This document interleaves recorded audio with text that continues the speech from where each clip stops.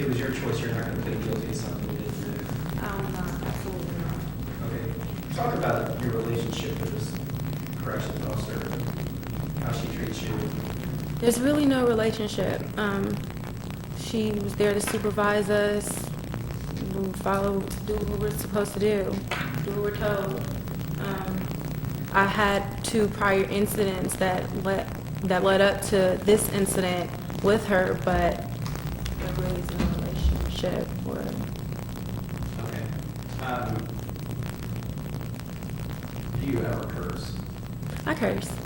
Okay. Do you curse in jail? No. Okay. How would you describe your demeanor in jail? My demeanor. Well, it's jail. I don't want to be there. I don't feel like I'm that type of person, but I put myself there. I don't go to jail to socialize with the other inmates or to tell them why I'm in jail or to hear why they're in jail. I go for those 2 days, and I try and keep myself busy by sleep or reading a book and leave and be happy to get out within them 2 days. That's my demeanor, quiet. We've now presented 2 different sides that are almost 180 degrees opposite. Let me ask you point blank.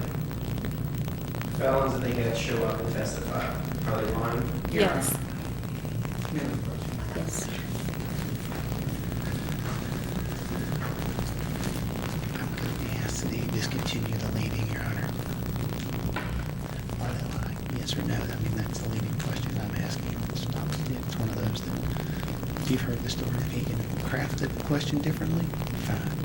But I'll ask. It's from the rest brevity. of I've got 2 or 3 questions left, and it's just simply for brevity's sake, and we know what the answer is going to be. I'll sustain the objection. Thank you, Your Honor. That's to cover new ground or finish. Thank you. All right, let me rephrase this. The witnesses for the company today, how would you describe their testimony? Everyone was lying. There was nothing in there that was stated factual at all. They were, from what I can see, because no one was in where I was at, and I guess the day room, what it was called, and walking over there, no one was in there. Everyone was in their cells. A couple of them glanced our way when she yelled, I'm the one over in charge of your A, but no one was in the door or in the window or like, oh my gosh, or it was none of that. Everything is factual. I'm sorry, false. Okay, and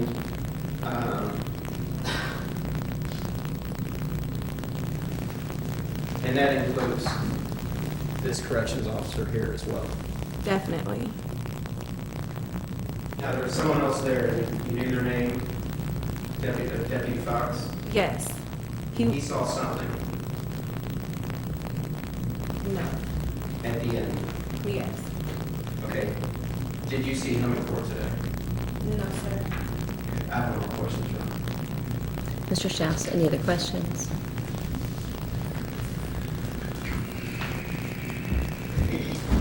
Sterling, let's talk about just overall, what kind of car do you drive? Hyundai Sonata, Okay. 2005. Huh? 2005.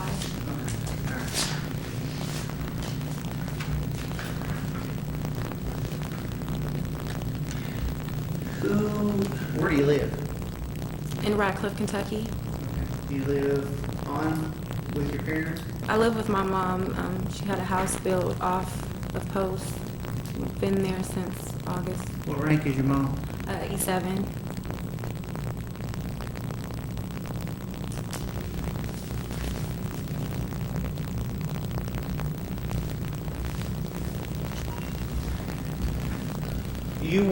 During this period of time, you were serving 90 days on weekends, is that right? Yes, sir. 45 weekends. Yes, sir. And you got there by not only pleading to possession of marijuana, but then after that you violated the terms of those conditions and had a positive screen, is that right? Yes, sir.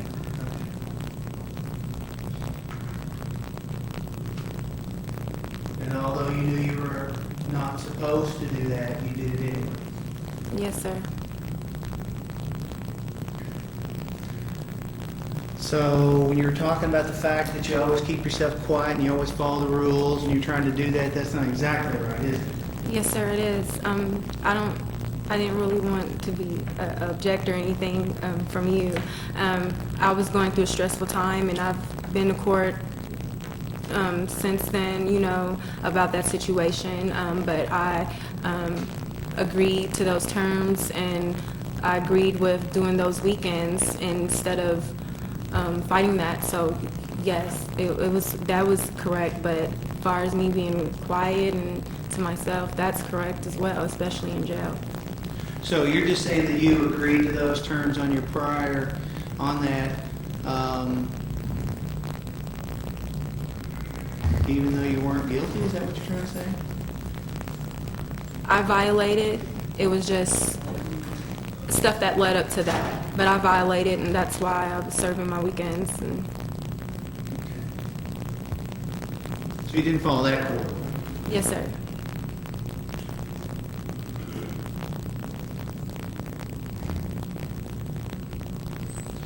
Now, you admit that you said you'd had 2 prior incidents with this deputy, is that right?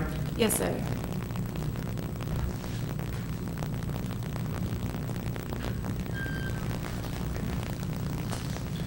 And that day you were wearing, I guess what you call thermals, is that the white shirts that you're talking about?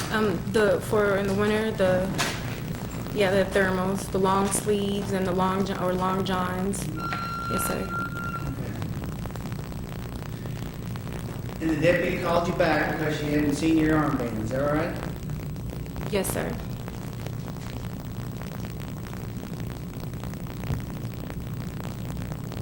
And you said you went on, you set your tray down at the table.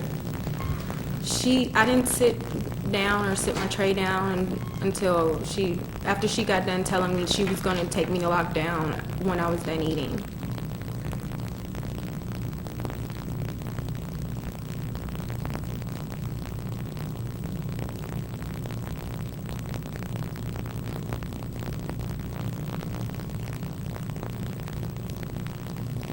So let's talk about, so you've never had an outburst, got mad or anything like that, huh? You're calm and cool. I'm not in jail. I've never had an outburst, no sir. Maybe crying, but not with me being unruly.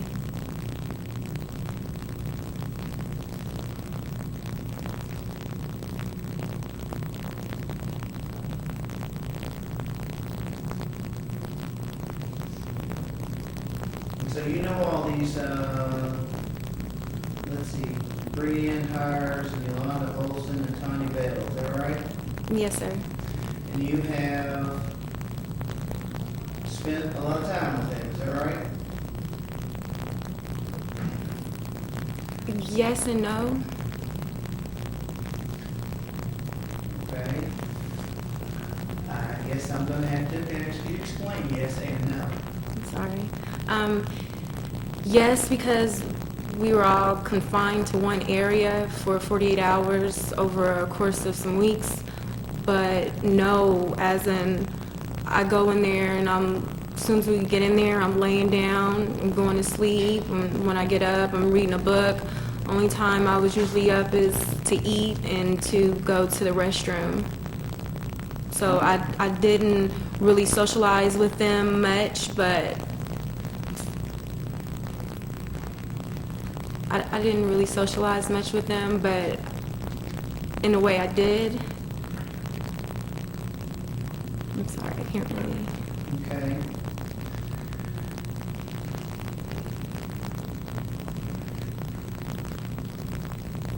But despite the fact that you thought you were being picked on, you just were calm and cool and quiet. Yes, sir, I was. I didn't want to jeopardize my weekends.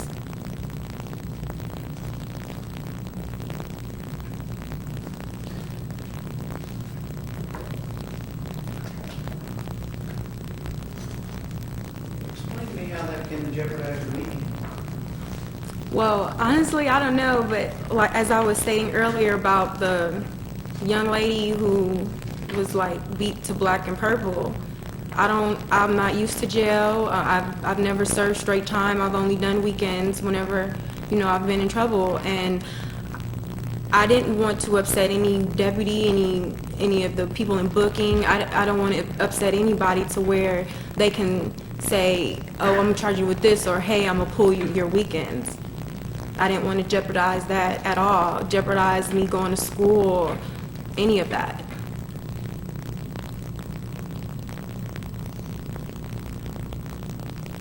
You don't know the policies of the jail, is that right? No, sir, I don't. I just do what I'm told.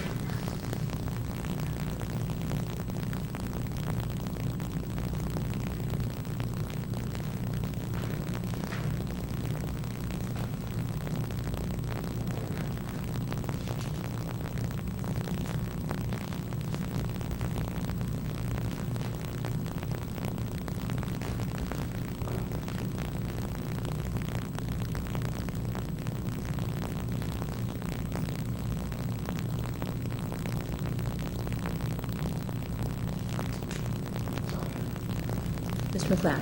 Yes, sir. Darlene, you tested positive for marijuana, is that correct? Yes, sir. Are you comfortable talking about what led up to that? No, sir. Okay. Let me ask you this as well. Your mother brought you up in the military. Yes, sir. She's still good morals in you. Yes, sir. Okay. And E7, she's working her way up very quickly. Yes, sir. I mean, you're familiar with plans. Since I was Now, born.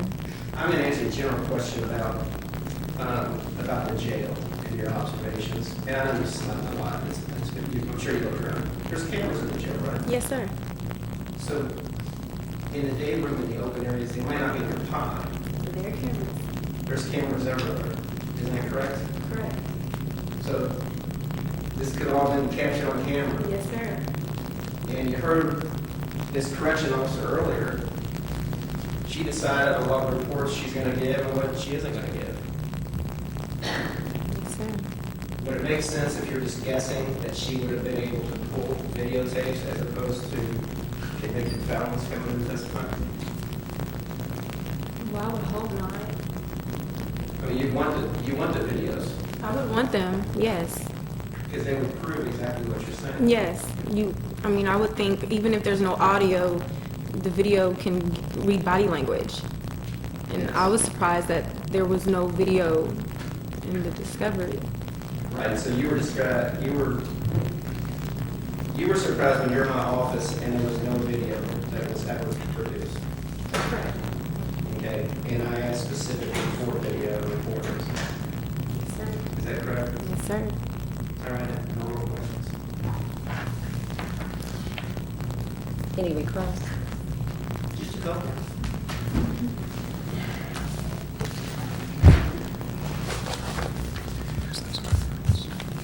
Do you know where Deputy Fox works? I know he works at the jail. And you had your counsel summon him in, right? I'm sorry. And you had your counsel summon him in, right?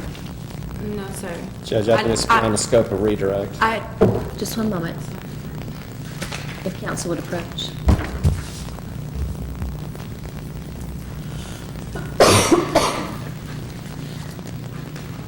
Just trying to lay out where all this evidence is. That's the great CSI thing, of we can discover stuff, so I'm exploring it. He talked about the video and all the other stuff, and that's where I'm going. How is she going to testify about what Fox does? What my question was, the right issue I'm looking at is the question was, whether or not do they need to find Fox under subpoena him? Is it going to be directly relevant to the issue of video? No, it's one of the issues that they made that, well, you didn't see him bring Deputy Fox in. Well, you didn't see him bring the video in. I have a right to address that. That's exactly what they said. I think we've got a narrowing scope of cross-examination. I think that was on a prior list of things. It was, but normally in the rule of that, it's open on cross, and should be able to do that. I agree with him there. But the problem I have is when they bring up this deputy that works in the jail, they're going to try to solicit information out of her where she doesn't know the policies and she doesn't know what's going on. No, It's going to go she nowhere. knew. I just asked if she knew. Well, and how it, yeah. I'm just going to ask the next question, and the fact that whether or not they summoned in the video. If who? They have every right to do that, too. And that would follow the questions concerning the wife. And she That's would exactly know. right. And this is the deal. It's, Well, that's the same question that we asked whether or not we asked her about the opposing attorney's ability for video, and now he wants to ask her about your ethics. I think that's exactly cross for you. Thank you. I think this is the problem I have with it. It should have been turned over in discovery, and you can read my motion and see where it's at. Does it exist? It's asked for I video. have no It's asked for- idea whether it does or not. I don't have it. I'm sure it exists, but probably not now. I mean, by the time we started motion, it Well, was 3 weeks. It may very well. I mean, 3 months. It may very well have been. I'm sorry. I don't want to do this in front of the judge. Okay. It may very well have been overwritten by the time that we actually end up getting to trial. I mean, getting it to court. I'll shore it up. I'll shore it up and retract very quickly. Go ahead. Okay.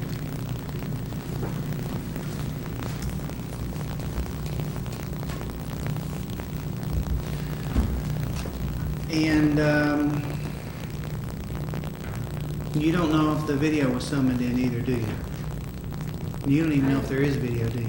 Well, I'm sure there's video because we see cameras. There's more than one camera, but as far as my case, I haven't heard anything about a video being put into the trial. Okay. And I guess that's one of those. You talked about the fact that your mom raised you with good morals. Is that right? Yes, sir. But you're still convicted of possession of marijuana and violated that and had to go to jail. Is that right? Correct. So, Mr. McLeod. Hey, Tyra, you're human, Correct. and you made a mistake. I'm 20. Okay. Now, as far as the video, I'm just going to answer your question generally. And you heard the prosecutor get up. You're presumed innocent. Do you know of any court in America where we have to try to prove you innocent? No. Your Honor. Counsel, I'll sustain the objection without Thank you, Your Honor. notice.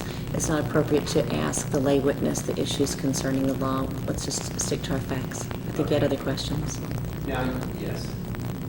In regards to that video, in your experience, you worked in different retail positions and different things.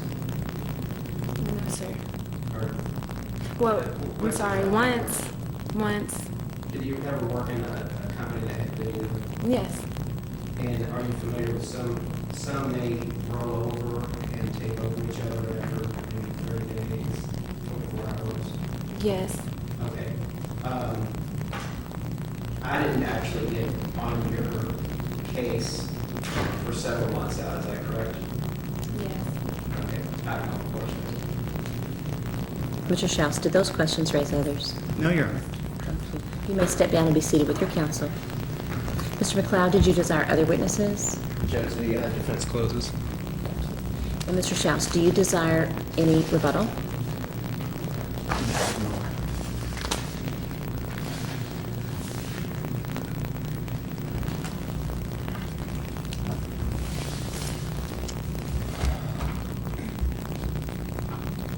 No, Your Honor.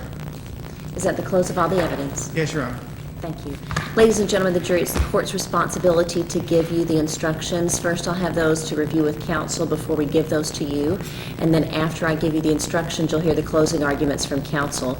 Because you have not yet been given the framework for your discussions, the instructions, nor the closing arguments, the request for counsel about how you should decide, it's not time for you to have discussions amongst each other about these circumstances. So we're going to take a break, but during that recess, do not discuss any matter connected with the trial or form or express any opinions on yet.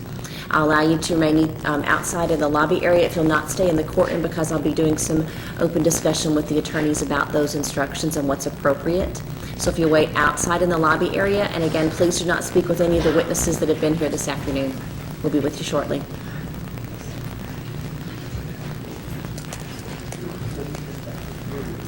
Please, thank you.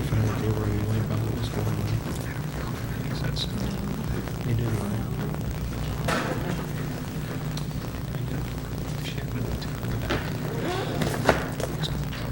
I can argue jury instructions. You know, We're still on the record. Counsel, I have some standard instructions on 525060. I've reviewed them and narrowed them down to only paragraph 1A. Do you all have any other specific instructions you want me to consider, or can I print those and let you look at them for a draft? That's fine, Your Honor. And I do have one other I have to address, directed verdict. Yes, this would be a good time. We did find underneath 1A, and I had Byron write this out because somehow we left, but it says individuals can make a public nuisance of themselves, such as actual fights and behavior tending to threaten the general public. Requires public alarm, not private alarm. For example, a person may not be, it's on the commissioner report underneath the annotations. Arrested for disorderly conduct as a result of activity which annoys only the police. And I don't think their witnesses came in and said they were annoyed or shocked in any way. They just heard this, they heard yelling. And so now all we've had is, and I'm not even sure, the corrections officer testified she was annoyed. I'm sure you can imply she's annoyed, but if she's the only one, and she is the only one that testified, and of course our side didn't come out that anyone was annoyed as well, I think it's proper for directed verdict. Mr. Schaus.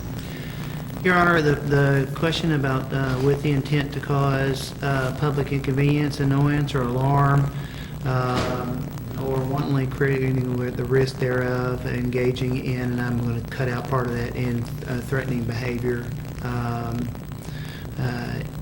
It's one of those that this was for a group of people, created an alarm, made everyone where they had to go into their own pods because there was a situation that was going on because of this defendant, Your Honor. I believe very easily that a juror could find that she was guilty of disorderly conduct. I did hear testimony on each of the witnesses on direct, specifically about the word disturbance. And while that may not be one of the statutory words, I believe it falls within that same category. And from a witness standpoint, I think it would be enough to go beyond the issue of directed verdict. Any other issues we need to address? Judge, the only thing, and for the record as well, for them to say they're saying a disturbance, the actual element is that they would have to be annoyed or problematic with it. And I think not reading into the elements specifically and following and tracking the language of the statute, I think it's proper for directed. And I think it's at the point where the jury can make that inference between the testimony of an individual and whether or not it meets the requirements of the statute. So I believe there's adequate information to go beyond the directed verdict and let the jury make the determination, did the testimony meet the words of the statute? Even though the words of the testimony may not match the words of the statute, did the testimony meet the words of the statute? Okay. Anything else about instructions y'all believe we need to add? No, Your Honor. Okay. I have Deputy bring him out to you here in just a few moments. Thank you. Court will stand in recess. All rise.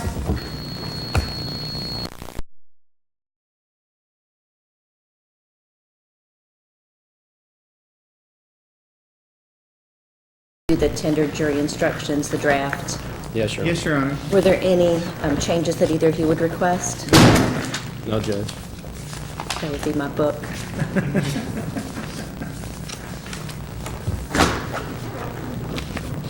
Hearing none, then if we can ask the jury to re-enter, and we'll read the instructions for the jury and be ready for closing. Thank you, Your Honor.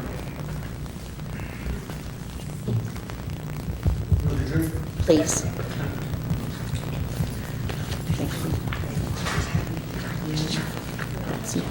Would you lay these upside down on the front form in front of each of the 6 chairs? Thank you.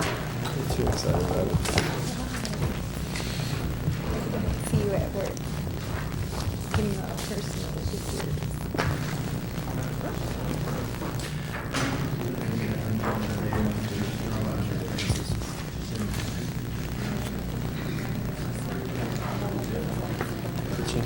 I'm not gonna look at them. I was gonna stay and, keep straight over it.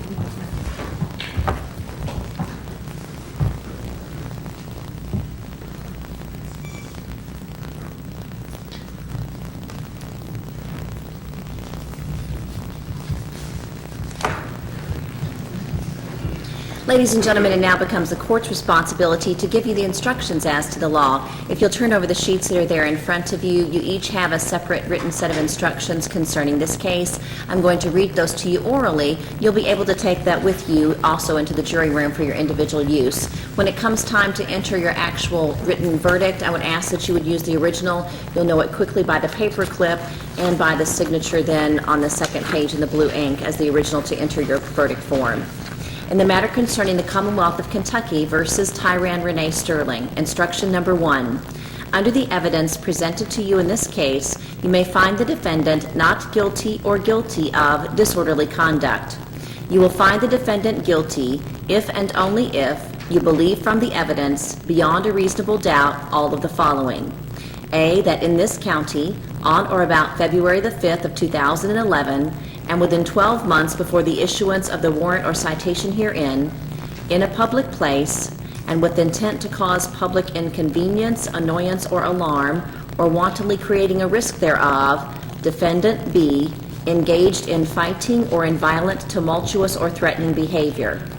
If you find the defendant guilty under this instruction, you will fix punishment at confinement in the county jail for a period not to exceed 90 days, at a fine not to exceed $250, or at both confinement and fine in your discretion. Instruction number 2. The law presumes a defendant to be innocent of a crime, and the indictment, warrant, or citation shall not be considered as evidence or as having any weight against her. You shall find the defendant not guilty unless you are satisfied from the evidence alone and beyond a reasonable doubt that she is guilty. If upon the whole case you have a reasonable doubt that she is guilty, you shall find her not guilty. Instruction number 3. All the jurors must agree in order to render a verdict, and one of the jurors must sign as foreperson of the jury. The third page is in fact your jury verdict form in which you will write your final decision. Verdict form reads as follows. At the top, we the jury find the defendant not guilty of the offense of disorderly conduct, with a signature for the foreperson if that is your verdict. Or at the bottom, we the jury find the defendant guilty of the offense of disorderly conduct and fix punishment at. You have 3 individual choices. You may choose 1 or 2 or 3. 1 reads, a fine in the amount of blank. Again, pursuant to your instructions on page 1, it would not exceed $250. Or 2, confinement in the county jail for a period of blank. Again, for a period not to exceed 90 days in conformance with your instructions on page 1. Or 3, at both a fine in the amount of blank and confinement in the county jail for a period of blank. Again, if you were to pick number 3, the fine could not exceed $250, nor the jail service to exceed 90 days, in conformity with paragraph 1 of your instructions. Those are the instructions for the jury concerning these allegations of disorderly conduct. Mr. McLeod, on behalf of Ms. Sterling, you have closing remarks for the jury. Yes, Your Honor. You may address.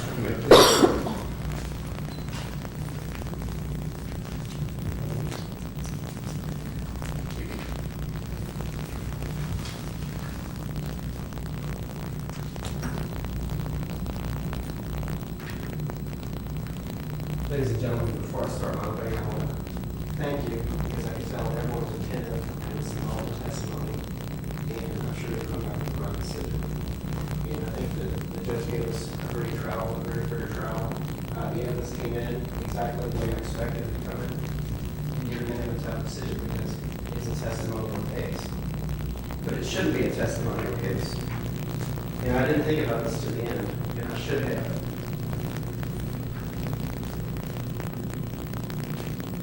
No video. All jails have video. All jails have video to protect not only the inmates, but to protect correction officers and to protect and isolate what's going on. If there was a problem, you don't let them push it off on me. If you don't have to put up a defense. And the judge instructed in the beginning, and the instructions here as well, that my client was proved innocent, is innocent until proven guilty. I don't have to go and Berg up a video from Hardin County. That's not my job from E-Town. That's not my job. They should have done that. And I asked for that. We didn't get it. Then, another surprise. Just upon their own accord, I can't tell if there's several reports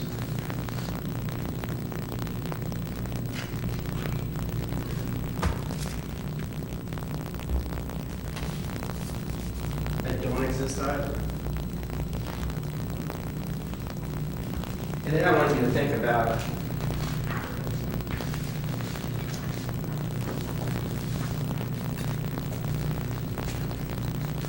Elaine Salyers,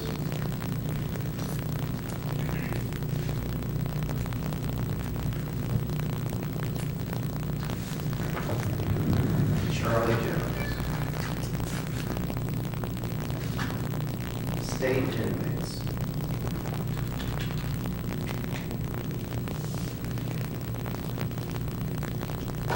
And what you saw, and I didn't introduce you to Mr. Jerry, Iron Jerry, he just took the bar, he's like, I said, you can come watch a court trial attorney, if you want to get some experience early. But what he was doing when he was running out of the room is because we didn't have the record, Elaine Salyer's record, and we didn't have Charlie Jones' record. So I was asking the very first thing to get their date of birth, so that he could really get their record, so we could ask him. And they kind of took they tried to take the blow away and say, you know, that was right. And some of them told you what they actually did. One of them didn't want to finish the drug treatment program. I think it goes without saying, and we don't need a testimony, and I wasn't going to have anyone that was going to be other than antagonistic. And it's silly to think that a correctional guard doesn't have undue influence on you when you're in their jail or in their prison. But think about this as well. And whether they say it's memo or not, there's a Deputy Fox that they chose not to call.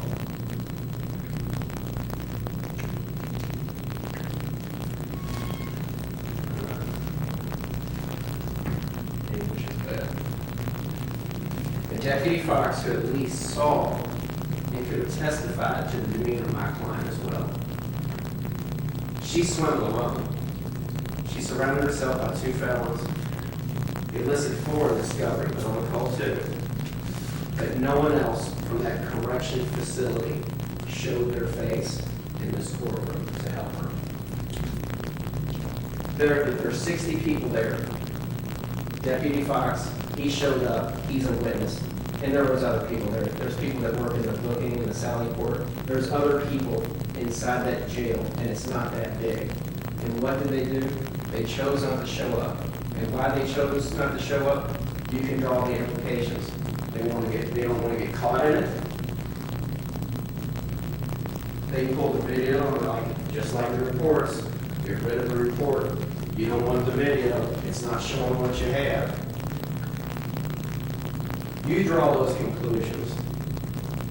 Because I'm not going to go through over and over again the facts and circumstances of this case, because they're very simple, and I saw everyone paying attention. But let's compare now. So they have no videos, they report several reports that were not disclosed. I don't know what to make of that. You got these 2 felons, as opposed to calling a fellow officer. And then look at the young ladies that I had come in and testify.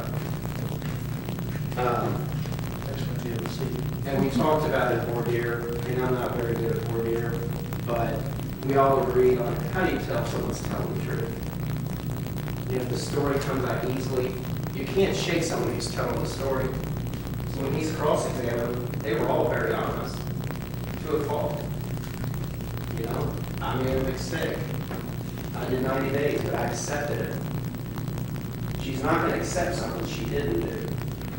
She owned up. She took her 90 days. She said it was a blessing that she still got to continue her education. She's very articulate. She's got a great future. And she said, I'm simply not going to plead guilty to something I didn't do. And that's why we're here. The other ladies, they talked about how unprofessional she is. I don't know, I'm not a witness to it. I've never spent any time in Hardin County Jail, okay? But all you can do is make the determination of the people that were here and making those phone calls. And I bet it's not fun working in corrections, especially a jail that packed where when she checks in on the weekends, they're all in the gymnasium. That's where they stick them. And there's a lot of crowding, there's a lot of stress that might come along with it. But Tyrann has such a good attitude. When she took the stand, she answered everything correctly. I didn't know what she was going to say. And a lot of times my clients, especially someone like Tyrann, like, get up there, I'm going to ask you questions. I don't know what they are, but if it's the truth, it's the truth. Do you cuss? Yeah, I cuss. Not in jail. I'm sleeping. I'm reading books. I'm cordial. And to not be cordial with someone like that, they can stick you in the hole up to 96 hours was her testimony. So what did she say? Let's pretend, and these are the reports that I went up there and she's like, well, no, it wasn't an investigation. I'm like, well, if she's having to fill out a report, it's an investigation. Okay? I don't have to, you don't have to go to law school, be a police officer, or anything else. That's an investigation.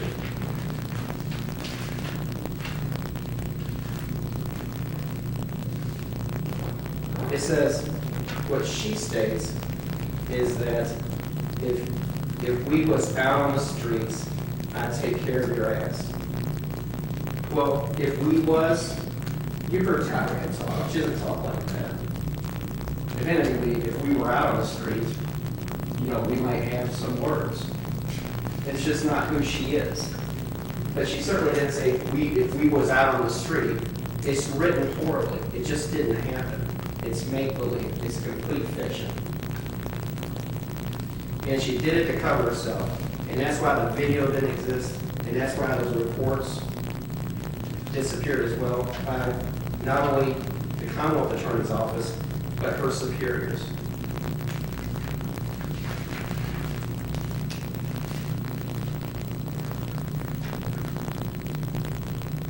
I think she was compliant, and I think what Tyrann probably did, which made this officer mad, is she didn't want to be spoken to condescendingly.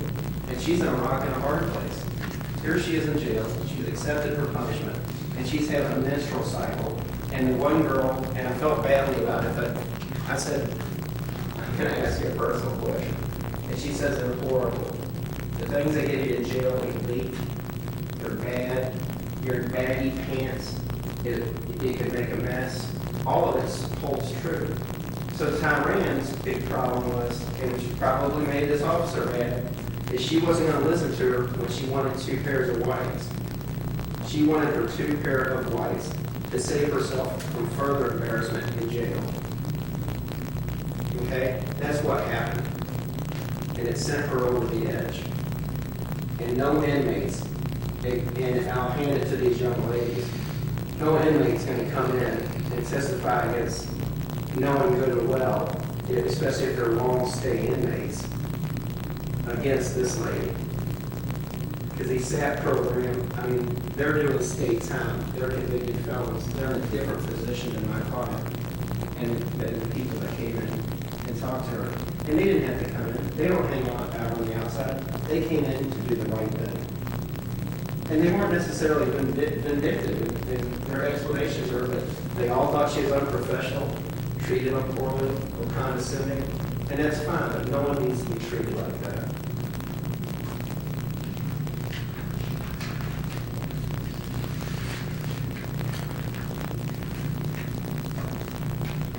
Tyrann's going to school, she's bettering her position. And this is, I normally don't go into jury instructions very well, or very long, but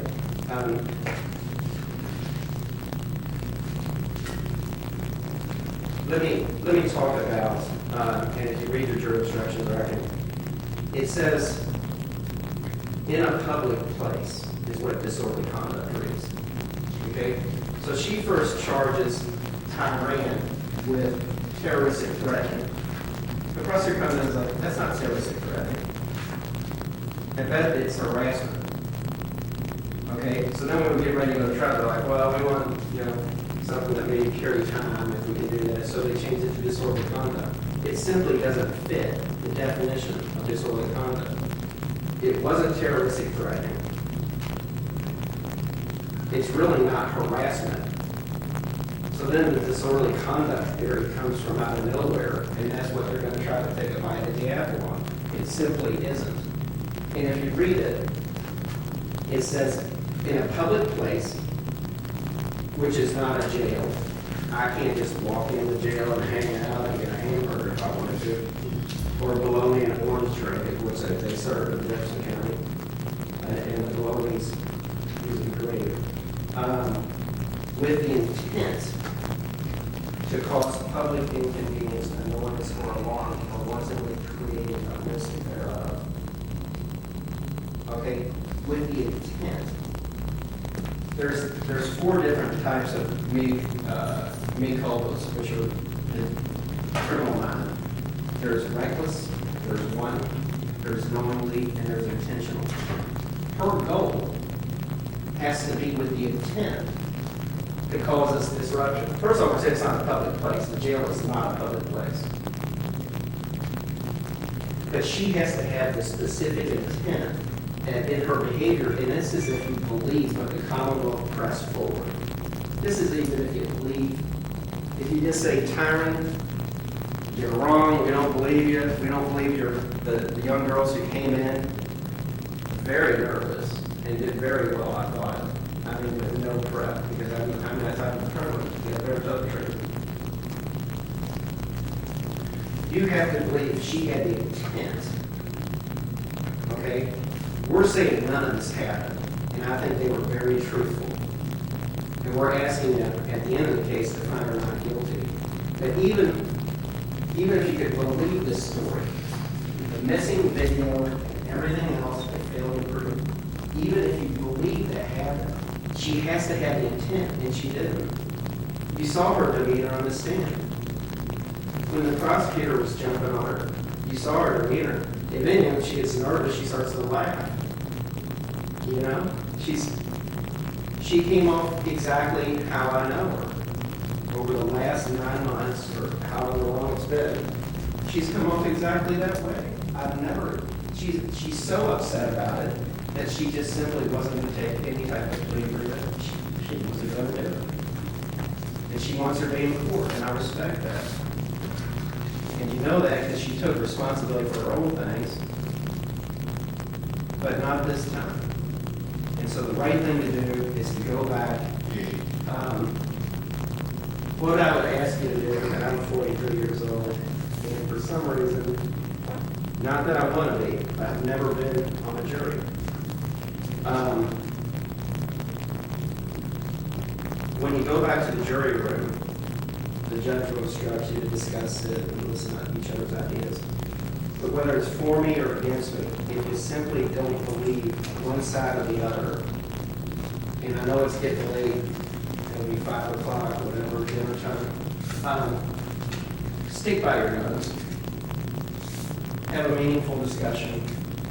Everyone's going to remember different things about the trial. But go back, retire, and discuss it fully, and come back with the right decision. And I'm asking you to find her, and you're not going to find on those the jury instructions innocence. It's going to be a not guilty.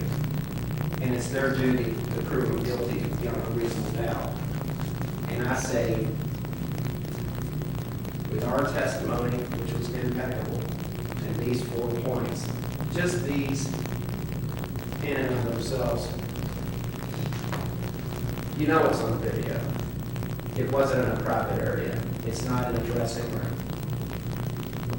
Just these right here make the case stink. And I didn't find out any of this until today. And it's not like a civil case where I can go and depose his witnesses. I have to wing my cross-examination. I don't know what's going to come out of his witnesses from 1 minute to the next. When all of a sudden these things pop out. Those are glaring mistakes. I know you heard the testimony. I'm not going to insult your intelligence anymore. It is what it is, and I'm going to ask you to quit, and I really appreciate your time. Thank you, Your Honor. Thank you. Mr. Schaus, on behalf of the Commonwealth. All right, for being, may it please the court. Mr. McLeod. Ladies and gentlemen of the jury. Yes, I kind of warned you about this when we first started talking about CSI. The interesting thing, and I'm going to use what he has here, is the fact that he's made such a big deal, I wish he'd written it bigger, with the fact that they didn't ask for discovery, so this was overridden. And that's what he actually elicited from his defendant, was the fact that, yeah, you worked places where they had video. What do? You don't hold it specifically, it overwrites after a while. Oh, but they're hiding something. It's just not there. They didn't hold it. It's not there. The report, unfortunately for Deputy Beck, she has a habit of wanting to put in so many details that they take up more space than what the reports will allow. So what they did was, look, you gotta stick to where, what, when, and how. So she took those notes that she had on the preliminary report and she made a 5-hour report. Nothing hidden. Just an administrative thing that they give you this much space to write your stuff in. Told you this was not a CSI case. That's what they're trying to make it as, but it's not. Now, let's talk about Elaine Salyers and Charlie Jones. You heard there was a commotion in the area where they were that drew them to see what was going on, and everybody was alarmed and they were sent to their pods.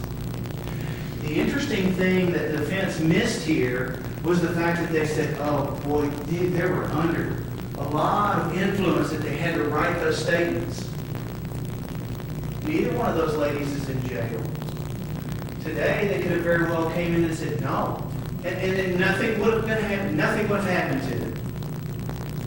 They could have very well came in today and said, no, that was not a truthful statement. I was coerced because they were doing bad things to me. You didn't hear that. They came in and they told the truth. They actually told the truth about what they were in there for. They don't have any relationship to this defendant. Zippo.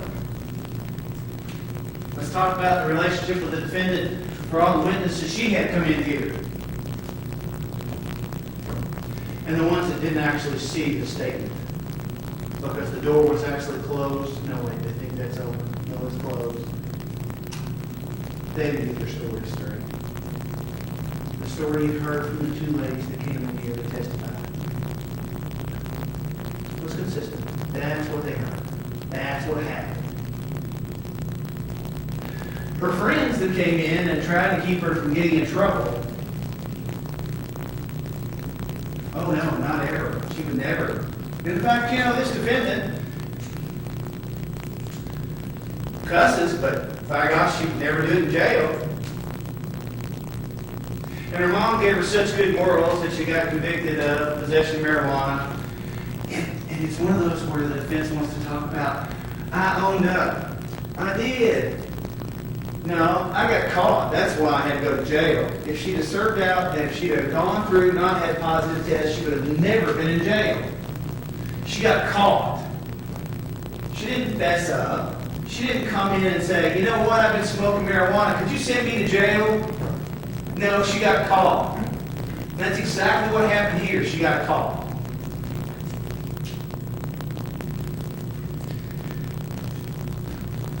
It's a great painting that they tried to paint. The problem is, if you look at the painting they made and you look at this defendant's actions, they don't match up. It's a completely different painting. Now, I want to go on to the last one before I forget, because I'm going to go to my notes over here in a second. Deputy Fox, the reason why Deputy Fox was not called was because he didn't witness any of the statements. He was there after the facts. If I want to talk about ladies' underwear, I might be able to call him and they can talk about that. That's not what we're here about. That's why I didn't call. That's it. Nothing hidden. Once again, no CSI.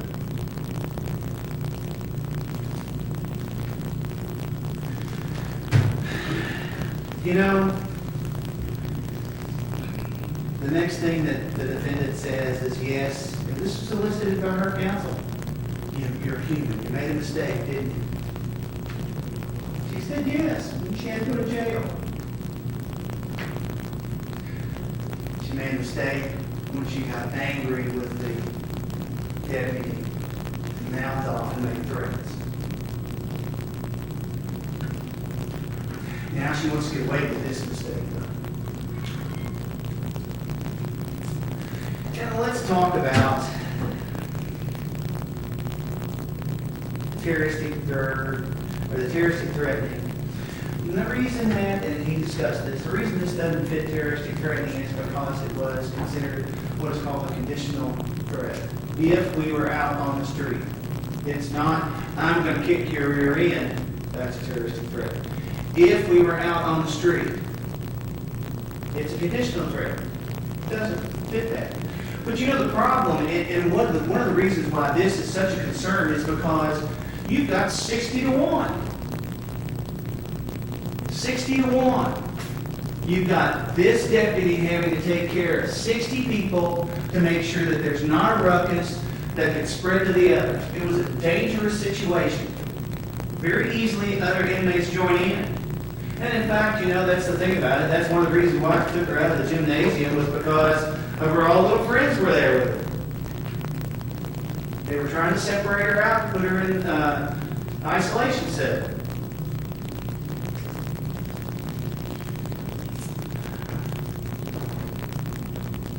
You know, the defendant also said that, you know, I'm just there and I just do what I'm told.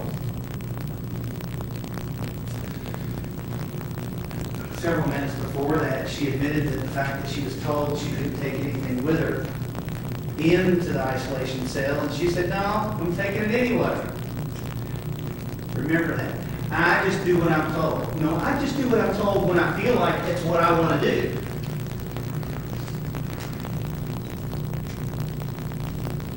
Meek and mild, and she knew when she got on the stand that she couldn't afford to show the flashes that she showed while she was in jail.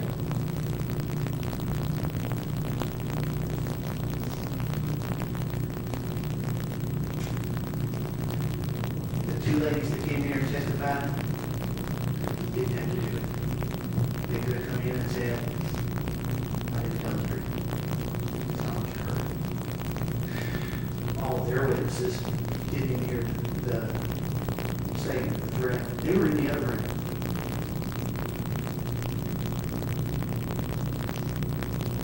And by the way, they were afraid.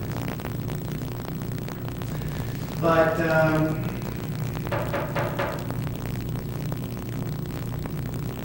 let's talk about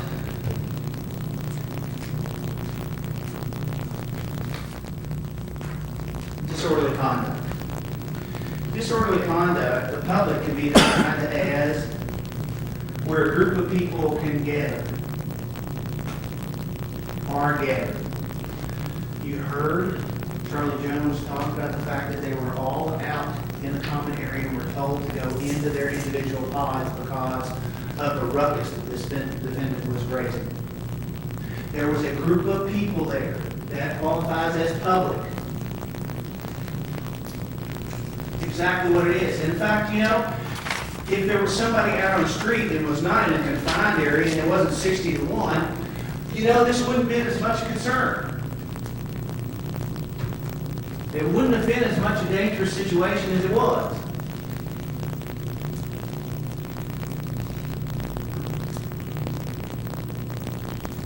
But it was 60 to 1.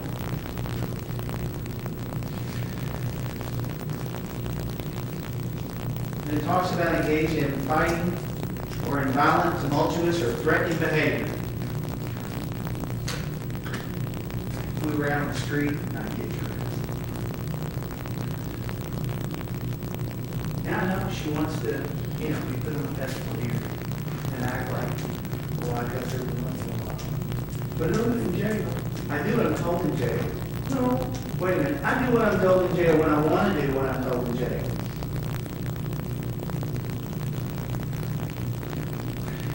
Told you up front, this was not a CSI case. Warned you, that's where we were going. And it's not. They just didn't hear the facts. They overread it. It's not a CSI case because there were some things going behind the scenes that didn't have to come in. There were some that they didn't have to come in and say that what was the truth. Okay? Those are just the facts. They could have very well came in and said, no, they lied.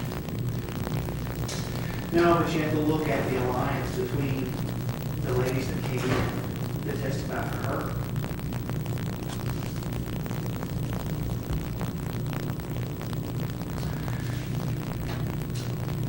And I guess that was one of the things that we talked about.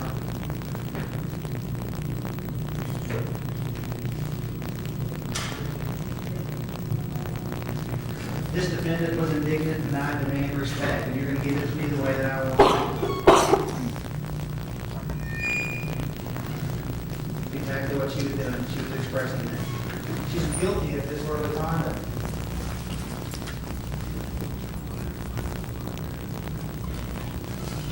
I heard the deputy talk about the patient.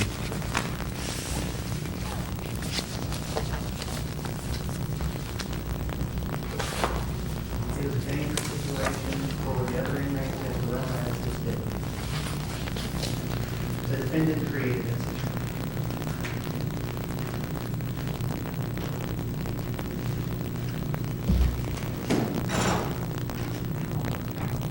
She's guilty of disorderly conduct. Thank you.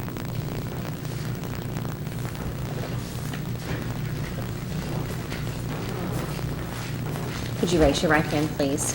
Do you swear or affirm that as a bailiff in charge of a jury of the Hardin County District Court, that you shall not allow any communication to be made to a jury under your charge, nor make any yourself, except to ask them if they have agreed upon their verdict, unless by order of the court? Do you further swear or affirm that you will not, until the verdict is rendered, communicate to any person the state of their deliberations or the verdict agreed upon? I do. Thank you. Ladies and gentlemen, if you go with the bailiff, you may begin your deliberations at this time.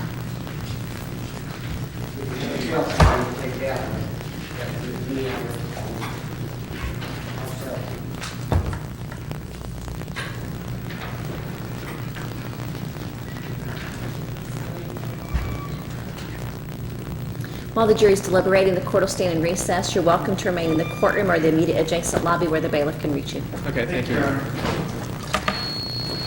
Can you do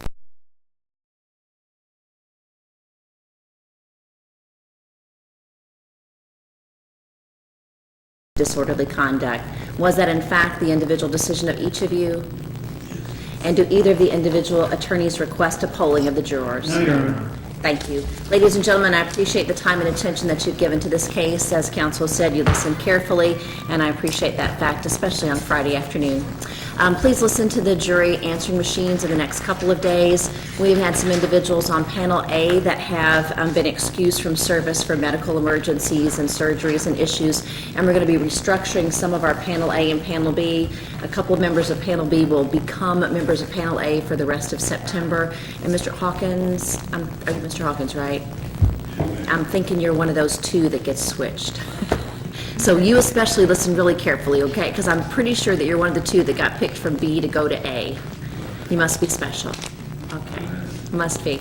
If you all parked out back, the bailiff can take you to the back hallway. If you parked across the street, then you'll want to go out the front. Thank you again. Thank you. Gentlemen, is there anything else we need to put on the record today? Judge, she does have bond posted. I'm Yes, sorry. she does. She'd like to get that released if possible. Yes, we'll take it through to the bookkeeper's office. They'll send it out by mail, and I believe it was posted in the name of her mother, if I'm not mistaken. Is that right? My sister's not. I just saw Williams, so, okay, so Louise Williams. Yes, so Ms. Louise Williams will have an address on her bond form, and the bookkeeper will send it out to that address. We'll make a note. Judge, thank you. Thank you all. Have a good day. Pleasure. And we can go off the record.